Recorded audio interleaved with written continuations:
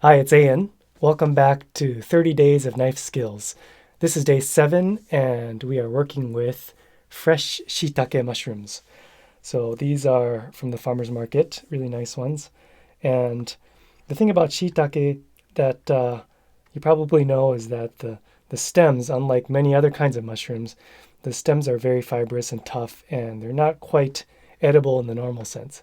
So that's the first thing we need to do to process fresh shiitakes is to uh, take that stem off so that you just have the cap.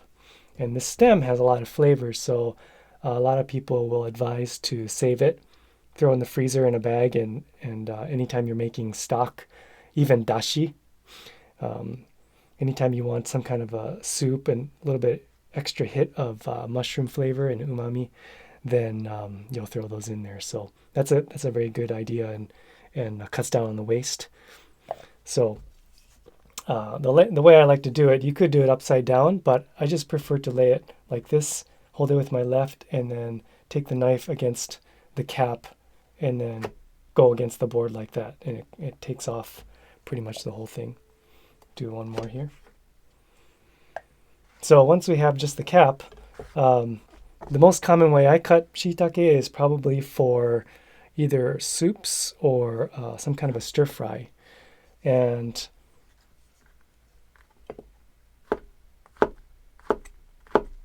about that shape or size. So I made 5 cuts in this size, kind of a medium sized shiitake.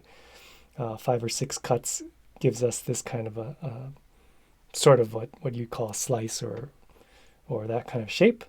If I wanted to make it smaller, for example, maybe a more of a fine sauce, like a tomato sauce, or if I wanted to scatter it on a pizza or something like that, then from here I would go another 5 or 6, and then you have this kind of shape. So either sliced or kind of chopped. Of course, sometimes we just want a large piece, and then just half like that. Sometimes maybe we want larger pieces like this, for example, maybe for a stew or curry. With other vegetables, we had similar size pieces and shapes like this, so I might use it for that purpose. Um, Another way is I've talked earlier about the Napa cabbage and increasing the surface area for nabe, the Japanese hot pot. And I've seen that technique used for shiitake as well, and I tend to use the same thing.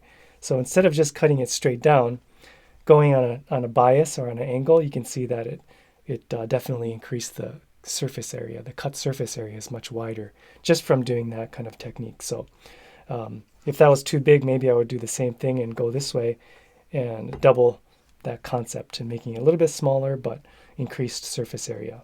Similar to how we do with a roll cut of a long piece like a carrot, where we're increasing surface area. So that's a good technique to have in your repertoire as well. And maybe one more thing. This is something that we'll also see in Japan as far as a decorative. So definitely for hot pots, you do not need to even cut your shiitake or any kind of mushroom. You could just throw it in there, and you might see that decorative cut on top in Japanese cuisine, where all you do is to make these incisions on top and take it out. So of course this is great flavor too. I would just throw it in with whatever I'm cooking. But then you have this dual purpose reason for having this. One is that it looks really nice and it doesn't really take that much effort. But also you're getting flavor from your broth going in from the top as well as from the bottom. So that's a extra bonus, and it looks quite nice. So yeah, that's another extra trick that we can use for whole shiitake. Otherwise, it's pretty much the same concept. If we wanted more fine minced, then we would go, instead of 5 or 6 cuts, we might go 8 to 10, and then go 8 to 10 again to make very fine pieces. I might do that if I was going to make dumplings, like a gyoza filling or something like that, where it's not going to cook directly in the pan for a long time.